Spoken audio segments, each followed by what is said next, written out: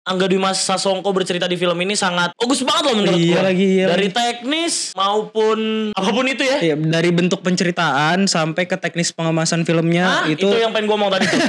Itu top tier lah bisa gue bilang. Betul, setuju.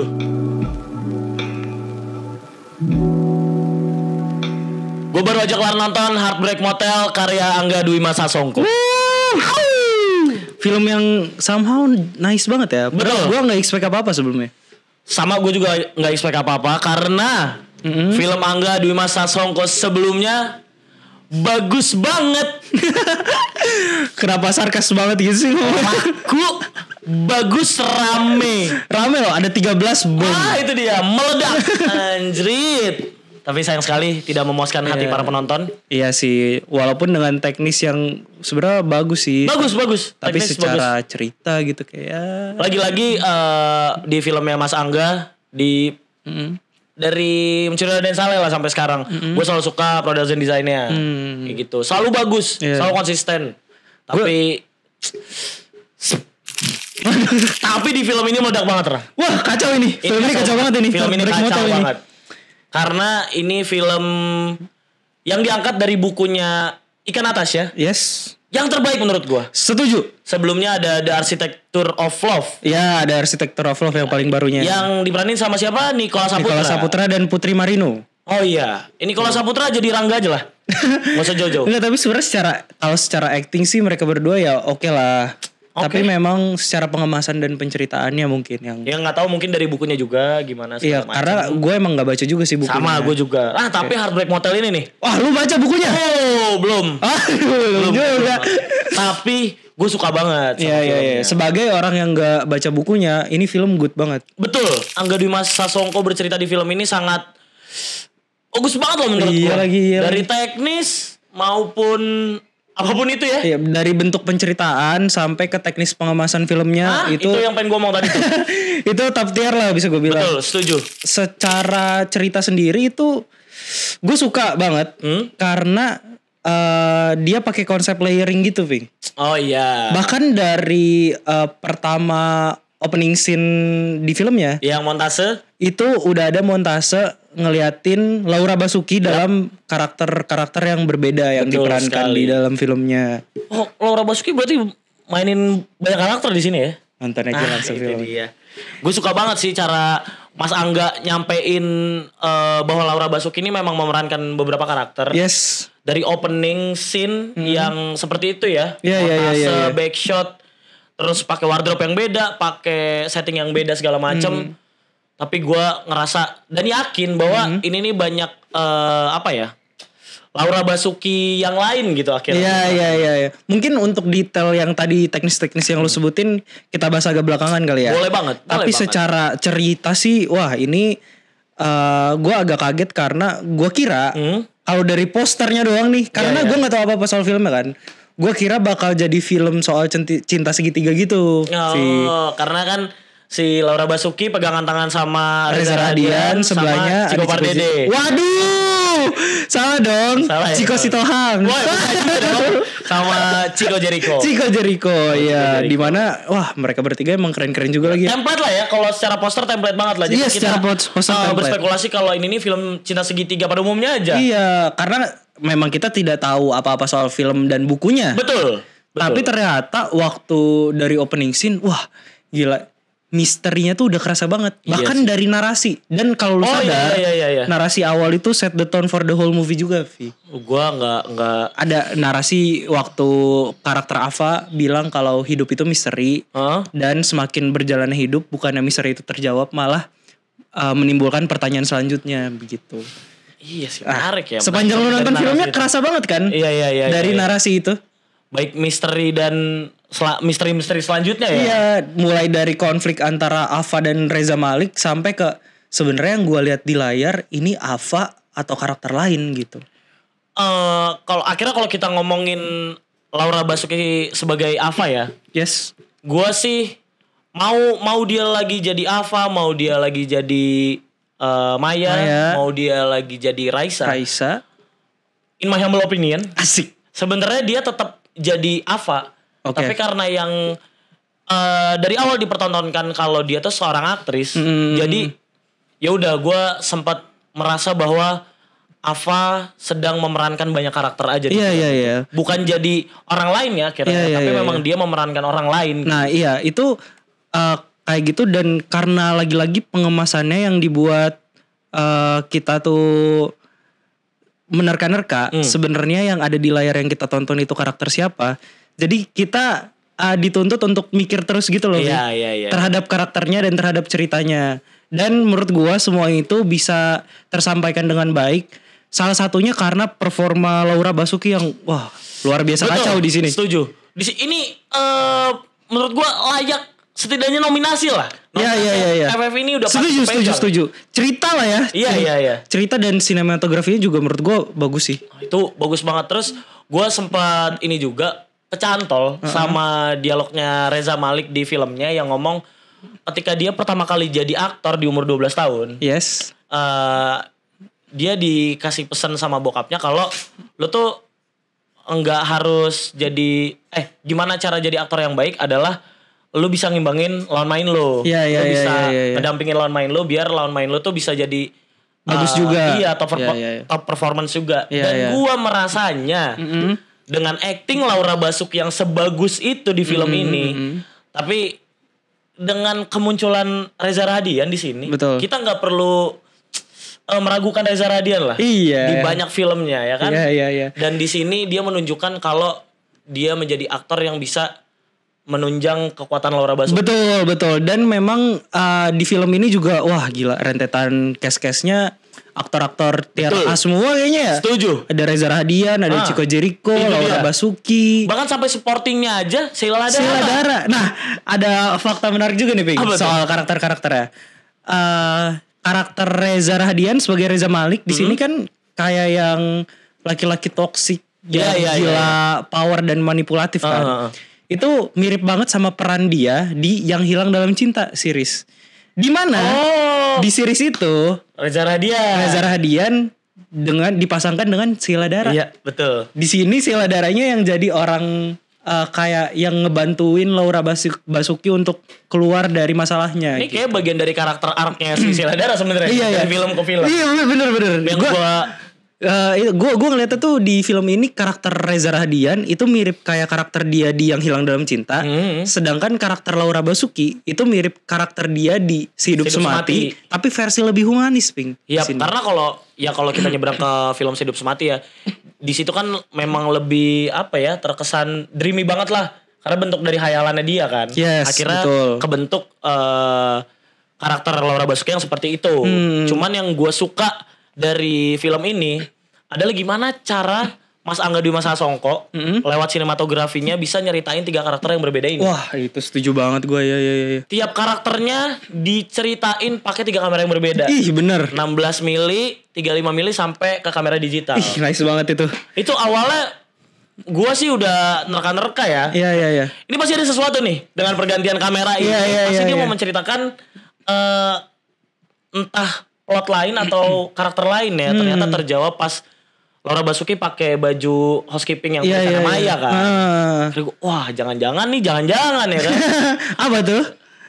Nonton aja. Gak dapet dia main selainnya.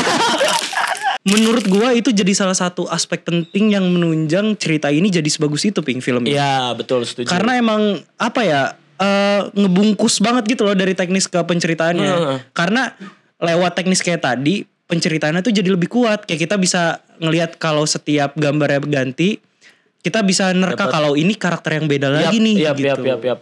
Tapi dengan cara Mas Angga bercerita lewat visualnya ya, akhirnya gue rasa di film Indonesia ini hal yang baru aja. Bener. Dia bisa nyeritain sebuah cerita bukan cuma dari dialog atau dari pengadeganan aja. Iya. Dari teknis tuh bisa dibikin sekuat ini gitu. Setuju lagi. Makanya gue suka perkara layering yang tadi lu bilang. Dari tiap dari Ava, Maya sampai ke Raisa tuh dapat porsinya masing-masing dengan visual yang bagus lah. Iya benar. Emang banget. Iya sih, gue sebagai orang yang gak begitu mengerti tentang teknis film, tapi yang lu jelasin tadi tuh ngebuat mata gue kebuka gitu. Kayak wah gila, ternyata kalau teknis ini dimaksimalin dengan bagus banget. Jadinya tuh bisa mengemas cerita ini di level yang berbeda lagi setuju gitu. banget gue. Nah, selain hal-hal yang tadi kita sebutin juga, menurut gue salah satu alasan film ini jadi salah satu film kesukaan gue sekarang. Iya. Karena isu yang dibawa dalam film ini menarik juga buat kita ikuti. Yap, setuju. Gue agak ngeri sih ya. Sebenarnya pas nonton nih gue agak deg-degan perkara isunya tuh, gue agak deg-degan sih. Gue kepikiran ini aja soal isu yang dibahas yang trauma dan KDRT seorang siapa Ava. Iya. Dengan dihadapkan sama suami setoksik Reza Malik gitu. Betul. Itu aduh apa ya? Mungkin perbedaan yang jelas banget Vi dari isu yang diangkat kan sama-sama KDRT. Betul. Tapi kalau di film ini penyelesaiannya adalah Ava menemukan kebahagiaannya kembali dalam bentuk orang lain, yaitu Raga yang diperanin sama Chico Jericho. Tapi sedangkan kalau yang hilang dalam cinta itu menyelesaikan masalahnya, kalau lu mencari kebahagiaan itu nggak harus dari orang lain, tapi dari lu sendiri dulu tuh lu bisa gitu. Mungkin ini akhirnya jadi satu film yang berbuah ending yang manis ya kalau kita mengacu sama isunya. Karena akhirnya mungkin sebagian penonton yang mungkin pernah merasakan hal ini gitu. Akhirnya dia ikut ngerasa juga kalau dia tuh berhak bahagia juga gitu. Benar. Dan akhirnya jadi ngasih sudut pandang yang berbeda lagi soal penyelesaian terhadap masalah kayak gini. Yap. Dan kita dikasih lihat bahwa support dari orang-orang terdekat itu sangat seberpengaruh itu bagi lo keluar dari situasi itu. Ya gue makasih juga sih buat Mas Angga yang udah aware sama isunya, terus bisa nutup filmnya dengan hal yang baik juga. Iya, dan shout out juga buat Mbak Ika Natasyanya yang udah menulis buku ini Heartbreak Motel sampai akhirnya dijadiin film sebagus ini. Betul. One favorite moment gue lah akhirnya di film ini. Dari sekian banyak favorite moment gue ya. Yes. Mungkin jatuh di scene Laura Basuki berendam di bathtub. Iya. Sampai akhirnya bangun terus buka pintunya dan tiba-tiba kameranya track out secara tiba-tiba gitu loh. Diikutin dengan scoring yang naudzubillahi min zalik.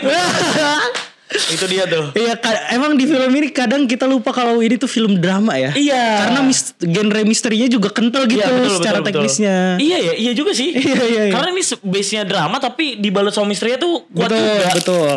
One favorite moment gue. Mungkin one favorite moment gue itu waktu adegan Ava ngobrol sama Lara yang di hotel terakhir. Yang iya. Ava udah ke-reveal nih ya. Iya, udah ke-reveal semua. Ya. Dia ngomong kalau biasanya lu datang ke sini nemenin gua buat ngedengerin gua. Kali ini gua mau dengerin lu. Gua harus ngapain? Itu sebenarnya hal sederhana yang orang-orang tuh ketika dihadapkan sama masalah susah, Vi, untuk ngomong kayak gitu. Kayak moment of realization kalau lu butuh bantuan dan lu butuh pertolongan gitu. Ini akhirnya jadi hal yang baik yang disadari sama karakter Ava juga ya. Betul. Dan gue suka cara itu dituangkan di dalam film tuh. Wah, menurut gue bagus banget lagi. Gue masalah dialog itu beneran gue gak bisa ngomong apa-apa sih. Bingung gue, tektokan mereka berdua bagus banget aja. Iya, gue pas di momen yang dia bilang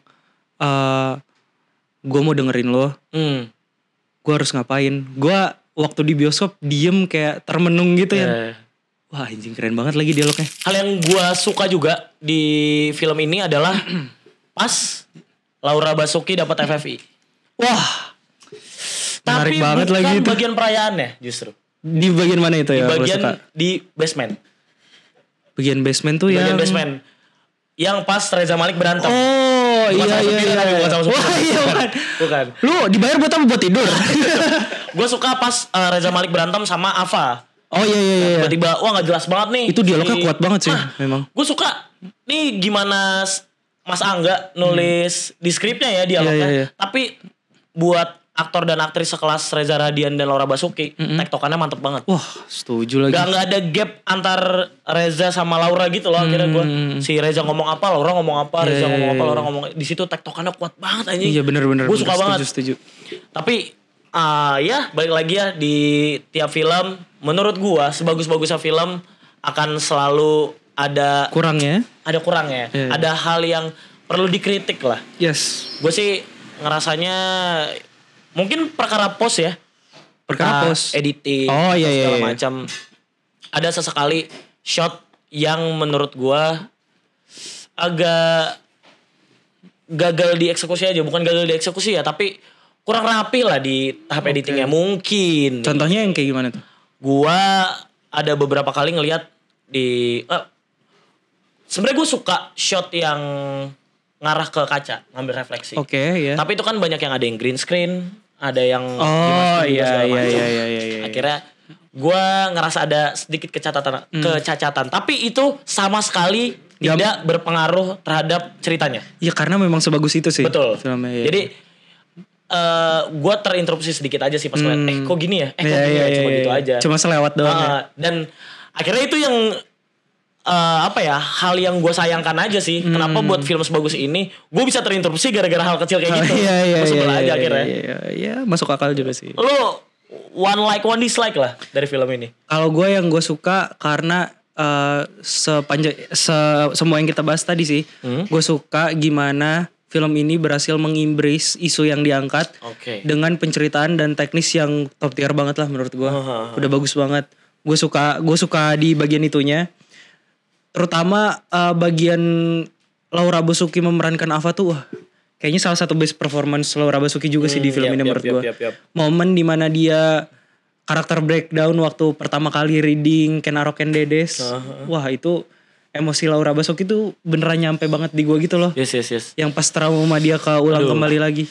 Gua gak kuat sih pas nonton flashbacknya tuh ngehe banget. Nah itu montasenya. Itu makanya gue kayak salut banget film ini bisa membawakan isu dan cerita kayak gitu dengan pengemasan yang bagus banget gitu. Nice sih Angga Sasongko buat montasenya good banget. Betul respect mampus gue. Kalau hal yang gak gue sukanya dari film ini sebenarnya ada di satu scene aja sih, Vi. Di satu scene yang sampai sekarang gue nggak mengerti intensi scene itu apa.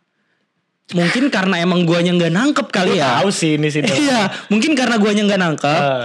Tapi mungkin dari lu atau dari teman-teman nanti bisa di komen itu tuh sebenarnya intensi scene-nya menjelaskan tentang apa.